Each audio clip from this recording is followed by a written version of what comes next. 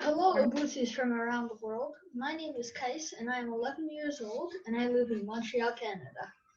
Welcome to our Oboot Zoom session where me and my co-host Bayrem, who is 10 years old and currently lives in Boston, in the United States, will be interviewing our guest change speaker, Dr. Sreyoshi Bahduri, who is based in New York.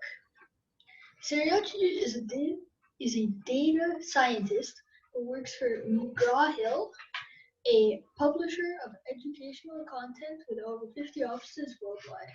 Through her work, she uses data science as a tool to navigate the future of work.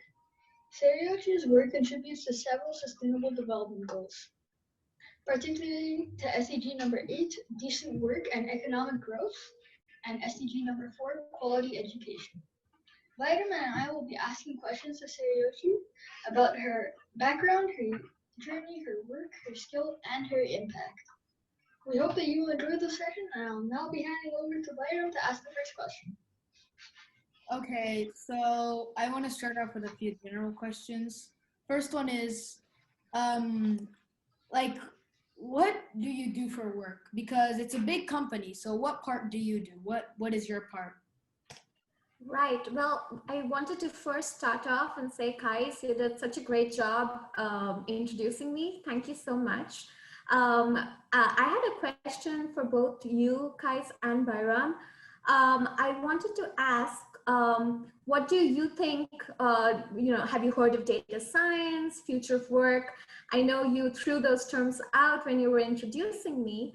But what do you know about those terms? Have you heard those before? What do you think those mean?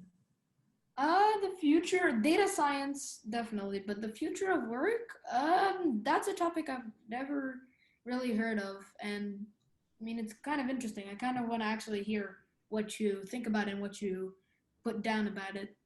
Mm-hmm. And Kais? Well, for data science, I've always heard of it. It's the only type of science I ever knew, basically. You just have to read it off the internet and then it just put some stuff together and then you see what it is. But for the future of work, yeah, me and my friends have talked about it. Like, robots are going to take over or something. Stuff like that. And that's kind of like future of work. Right. So basically, I work as a data scientist within McGraw Hill's human resources. So what that means is for all the employees at the organization across all the countries that we have employees at for McGraw Hill, I take their data, like different things about the individuals who are working with McGraw Hill, and try to understand those better using statistical modeling. Like you said, both of you know about data science. So using, data science techniques to really understand what could make the workforce better. So, and I'm going to use some more terms and, maybe you could help me, help define those terms for me. But have you heard of gender pay gap, for example? I read about it in your bio, but I was a bit confused. Right. Okay. I had no idea what it is. I was gonna ask you like a brief and more simple way to explain it. Right. So I think so. What do you want to like hazard a guess as to what pay gap could mean? I want to hear what it means first. Okay. I have no idea. I really have no idea. I've never really heard of it. All right. So okay. So basically, pay and gap together, what they mean is when typically when you work, you're paid for it, right? Have both of you done any kind of summer jobs or any kind of jobs where you've gotten paid for something? I don't know if you would call it. I mean, I have. But I've sold a few stuff. Cleaning the house, I got paid one time for doing that. Awesome. Mm-hmm. I sold a lot of stuff in our house that we don't need anymore, especially because we have a new house and there are a bunch of stuff that they left that they don't need and we don't need, and a lot of other people want. So we decided to sell those. Yeah, so perfect. So both of you basically performed a task which paid you some kind of money, right, in return for it. So that is pay. But a pay gap is when, for example, someone performs the same job that you did, but gets paid less for doing the exact same thing. So for example, Kais, like you said, you cleaned out the room, or Bayram, you said, you sold a few things. Suppose you have an imaginary friend who comes in and who helps Kais clean the house and puts in the exact same amount of work and time cleaning the house, but gets paid less as compared to Kais. Does that kind of make sense? So basically, for the same job that you're doing, that both of you are doing, one person gets paid less and the other gets paid more. Okay. So that is a gap. That is the pay gap, essentially. Okay.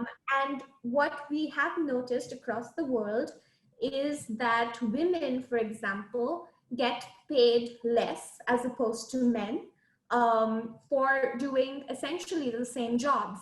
So it's basically like you can, it's kind of like it's depending on your race, gender, stuff like that, that Absolutely. that you can get judged. And Exactly.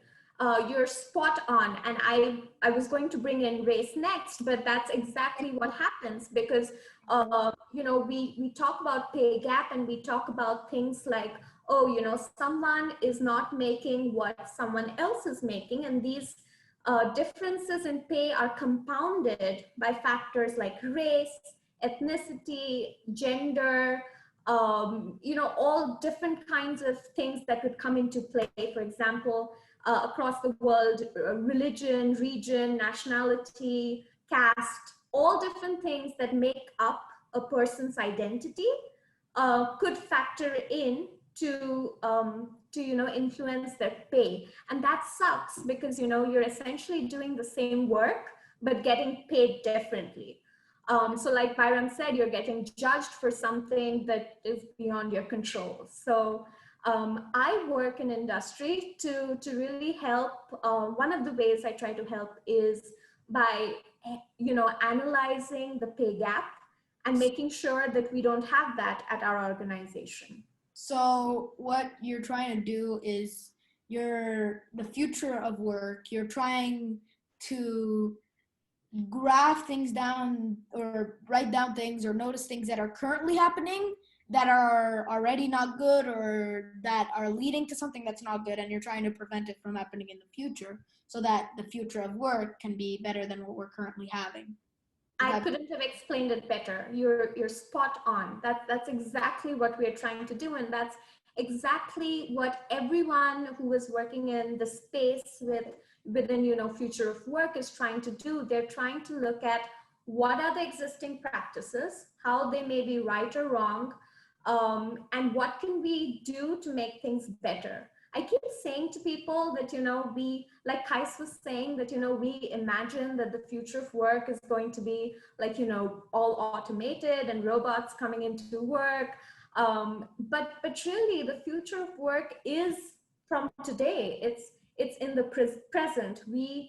Every day we are contributing to the future of work. You know what I mean? Like every day, whatever we are doing or whatever we are perpetuating or we're allowing to continue helps contribute to tomorrow's future. And so that's what we're trying to reduce, try to reduce inequality, try to make sure that within the next 10 years, for example, like you mentioned, Kais, in my introduction with the UN SDGs, the Sustainable Development Goals, by 2030, essentially all the countries in the world would have a reduced pay gap so that everyone, irrespective of their identity, gets paid for the same types of jobs. Okay. That seems like a really good idea. It does, doesn't it? Yeah, I'm really hoping that that really doesn't get bigger and bigger in the future. And if you want to say anything else, then you could say it. But Kais, if you want to ask a question, then you could go ahead. Do you have any questions, Bayrem? I mean, like the next question. Yeah. Alright, well, what like parts of future of work do you like do data science on? Because there's like different types of it, like automating like the robots and then the other stuff, like the pay gap. Yeah. Right. Go ahead. I don't. Yeah, we were gonna ask that question. Ice, is what you're asking is I'm asking is what type of future of work do you guys talk about? Like there's the automating part, the robots, and then there's also the pay gap part that you were talking about. there are many other parts, but that's the two that we're currently talking about. Right.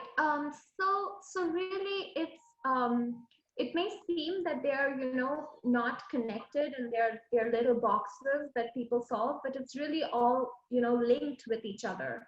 So, for example, when we think about automation and we think about artificial intelligence, for example, and we think about pay gap, essentially you could use automation and artificial intelligence to help narrow the pay gap. Does that make sense? Question. But what I really think separates is not just that specific topic, AI, whatever. Is what separates them is how we work and what we work for. So what you're focusing on is a pay gap, which is the part of what we work for because it's money, it's economy. Right. And you're trying to fix the economy of work. Mm-hmm. And there is also the second part, which is how we work. And that's where AI comes in because AI works for us. So there are two different parts and you can't say they're linked. You Mm-hmm. can't say that because they're both part of work. But also they're separate in their own ways, is what you're saying. Yeah, they're very different if you're the one who's working with them in the future. They would be as very different. Right. Yes, and that's a really interesting way to put it. Thinking about things in terms of how things work and what we are working on. But really, when you're trying to solve any problem, the future of work essentially means using a lot of different technologies, using innovative methods to solve the problems. So solving the what's using innovative ways of hows, if that makes sense. Mm-hmm. Yeah. I've been talking too much. I want to listen for a bit, so you guys could both say anything. I'll step back in later, and for now, I just want to see. Guys, if you have any more questions, Bayrem, you can ask them. I'm fine with listening. Okay. Sure. Okay, so let's do this. Let's all, we don't have to ask each other questions, but let's really brainstorm. What do you want the future of work to look like? This is something that I want to ask you. I've spoken a bit about how and the what, and a little maybe about the why. If we could discuss more about the whys later.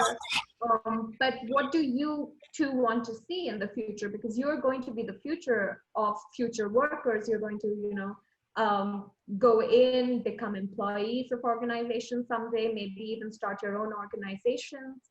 So what do you think the future of work should be and could be? Honestly, I don't really know. It's easier said than done, of course, but if I'm gonna work in the future, then there are gonna be problems then, but the problems that are now should be fixed by then. Mm-hmm. And of course, by the time we get there, there are gonna be other problems that we're not worrying about it now because we don't even know they exist. Exactly. But the problems that we have now with work, that's the ones that I want to see change. And maybe I accidentally turned off my video. And the ones that I want to maybe even help change. Mm-hmm. And the ones that, of course, you're helping change, which is why we're here. Yeah, absolutely. Kais, what do you think? What I think it should be is it should be more like home-based. Like it's easier to do your work like at home because So pretty much the present. Yeah, that's what I was going to Yeah, say. basically. Because pretty much, even if there isn't like some sort of disease like corona going on right now, it should be better if most people like stay inside when they're doing the stuff, because then they won't like there won't be any chance to get like anything like that, like disease. Speaking of home working, it kind of brings me to a question I wanted to ask you. Um, did you always have this idea in your mind, or did it just come recently because working was very, very, very deeply modified? Because before, when you say the word work, what you think of is an office desk Right. few miles away from your house. But now when you say work, it could be your computer at a cafe. It could mean your office if you have work going back up. It could pretty much mean anything for anyone. So is that what gave you the idea recently? Does that help because of recently, or was this idea always there and it didn't really change because work changed? Um, so I think there are a couple of really interesting thoughts there. The first is that change is inevitable. Like you were saying, when you join the workforce, there are going to be different sets of problems. I feel like even last year, we didn't anticipate that coronavirus is going to hit so bad and that all of us are going to be working from home and also adapting to working from home. Most of us are able to do that successfully, and we're making it work. um, So did coronavirus make it harder for you to graph down what's going on in work, or did it make it easier? I don't think it made it harder or easier. It just made it different, like I feel like initially it was a huge change. It was not something that was anticipated. No one in the organizations had planned for it. None of the organizations had planned that offices would close down, that everyone would be working from home. So there was a lot of chaos in the beginning, to make sure that everyone is being helped to be their most productive self at home. But I think it was essentially a problem that needed to be solved, and I think we're solving for it every day. So, for example, at my organization, we had to, really understand what all of the employees thought about returning back to the offices, what all of the employees thought about how effective they were at home. So for example, we conducted focus groups and interviews and surveys, and we asked people what is the most important thing that they missed about the workplace. What do you think they answered? I'm not sure. I think I know what it is. I'm sorry, I didn't catch you. What? I think I know what it is. What is it? It's probably the fact that they can see the other people. Absolutely, you're spot on. It was interaction. So basically, they said that they were being productive by themselves, but the very fact that they're not able to see their teammates, they're not able to go into meetings physically, have that kind of interaction, stop by a friend's cubicle or stop by a friend's office, and really chat. Those spontaneous conversations, that was one of the things they missed. And so one of the solutions to that, that we came up with was to include more of these opportunities for people to connect online, even though they were not physically at the workplace. What about the two of you? Are your schools open? Are they back? Have they started again, or are you working from home as we are?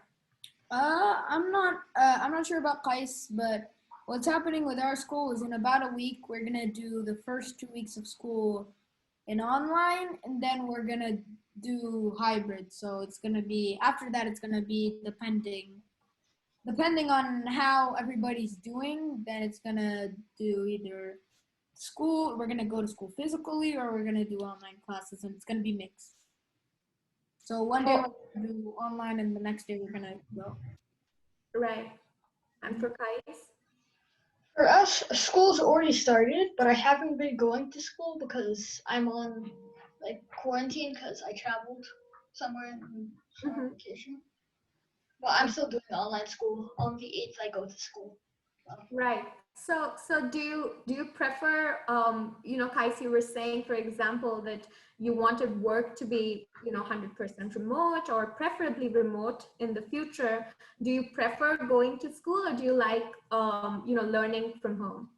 I like going to school because like it's more productive. It's like it makes you do your work because like there's nothing else to do. Mm-hmm. Like Yeah. you might delay your work until like the end of the day if you don't And have to do it.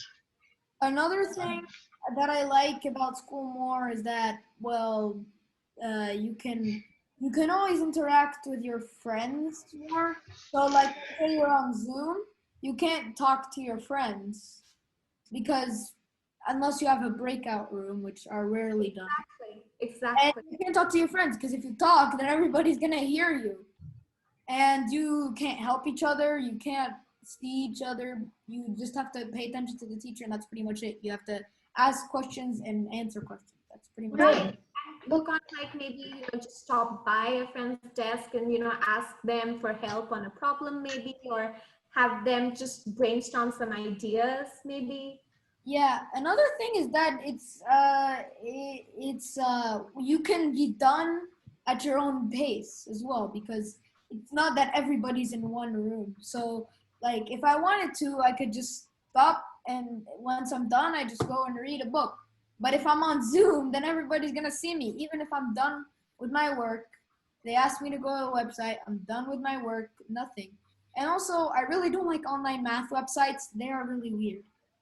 Right. Pretty I sure it's online math websites. I agree. I think educators and teachers are doing a great job transitioning, because it's they weren't really prepared for this, so it's new to them. But at the same time, I think there are several challenges to learning from home, and that's exactly the same with working from home. And with the future of work, when we think about making things 100% remote, or giving people the option to be 100% remote, I feel like there are so many similar challenges, right? Like you said, you can't stop by someone's desk. You have to always be online, and you can't really do things at your own pace. So there are several challenges. There are also benefits, like Kais was saying. Sometimes working from home can be more productive for some people. It could be more helpful for some people who are maybe caregivers, or their parents, or they are taking care of their own parents, for example. So I think one of the most important things is to really understand that different people may be their most effective and productive selves in different situations. And so making sure that everyone gets an opportunity to, be flexible is, I think, the most important aspect of future of work, I think. What do you think? I agree. Yeah, I think I agree, Phil. Honestly, this is actually uh, helped out for some people, because life isn't always perfect, and especially if if you're very and you have like you're very successful, this kind of shows you that everything is not going to be your way, even if you have so much power. Absolutely. You're absolutely correct. And I think life throws a lot of curveballs at you, and I think it's a question of just constantly adapting and learning, and learning from all of these challenges and experiences, because I think that makes you that is education, I think. I mean, obviously what you learn in your classrooms and online and at school is education, but these are life experiences that are really helping educate you as well. Yeah. Okay. Uh, I have one last question before I enter the interview, Mhm. unless Bayrem has more questions. I have a ton, but you can ask. All right. Well, I guess we'll do this last question then. Do you have any advice for young people who like to become change makers like you, like for data scientists? Yeah, so I think one of the when I was growing up, my mom used to. So there's this Sanskrit quote. Have you heard of the language Sanskrit? It's an ancient Indian language. No. But basically, the quote goes. It basically translates into how education never goes in vain. Does that kind of make sense? In the sense that whenever whatever you've learned and how much ever you've learned, you'll always find some use for it as you go through life. So just try to get as much experience as you can, and try to put yourself in different situations, try to experience different things, and learn from all of those. And I think another very important thing for change makers, and for future change makers especially, is to really learn how to be an ally. Have you heard of that term of allyship or allies? What is No. it? What do you think it is? Being a team player. Absolutely, absolutely.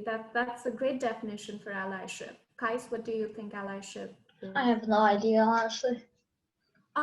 So like Byron said, allyship is basically making sure that that there may be others on your team around you who don't have similar situations or circumstances as you may have, and just helping everyone grow together, and making sure that you're an advocate for equality, like we talked about pay gap, right? The pay gap will only go away in the future if everyone works towards it, not just people who are facing it. Does that make sense? The same for racism. If only in the United States, for example, if only Black or African American people raise their voices and say no to racism, and there shouldn't be any racism, it's not going to stop racism. It's only when everyone in the community puts their foot down and says no to racism. Same for any kind of inequality around the world. So really, I think to be a change maker, it's very important to be an ally and be an advocate, and really help the community that you're a part of, and keep learning as you do so. Does that make sense, or was that too long-winded? It makes sense. It makes No, sense. that makes a lot of sense. I was just Okay, great. Alright, Byram, if you have any more questions, this is going to be your last question because we don't have much time left on the meeting, as you can see. So Okay. 6 more minutes. So my question is, what do you really plan on doing with the information you have, the data that you've collected? Do you plan on writing a book? Do you plan on writing a newspaper article? What do you have in mind with when you're done with doing it? So I think the work that I'm doing at my organization currently, we try to make sure that it goes into effect every day. So for example, if I'm analyzing some data and I find that something is off, or there may be some way to help someone unlock their fullest potential, then that goes into effect immediately by helping senior leadership, our CEO, CHRO, all the C-level of the company, to really make decisions that help employees in the moment. So I think it's more of a real-time, change making, rather than waiting for everything to collect and then writing something. But I did write For my doctoral dissertation, I did write a few papers and put it together as a dissertation, a book basically. So that was one of the things that I'd worked on, which is out there, that took some time to collect information and then put it together. But the work that I'm working on currently at the workplace is more of a real-time change. It's like I'll run an analysis. For example, with return to work, we ran analysis. We saw that, people were comfortable with some things, people were uncomfortable with some other things. And so we helped understand where employees were with, the pandemic, how comfortable they were with return to work. And we immediately decided that, okay, we're, going to keep our offices closed till things get better. And that's when employees can start coming in. Thank you, Sreyoshi and Bayrem, for the great discussion today and for all the things we learned today. Thank you, Obooters, for listening to this interview. And make sure to follow us on Instagram and to subscribe to our YouTube channel so you can hear about upcoming sessions with other changemakers. Please also tell your friends about Oboot and share our social media links with them. And last but not least, go to www.oboot.co to learn about opportunities to collect Oboot digital badges. Thank you, guys. Bye, guys. Bye, Sreyoshi.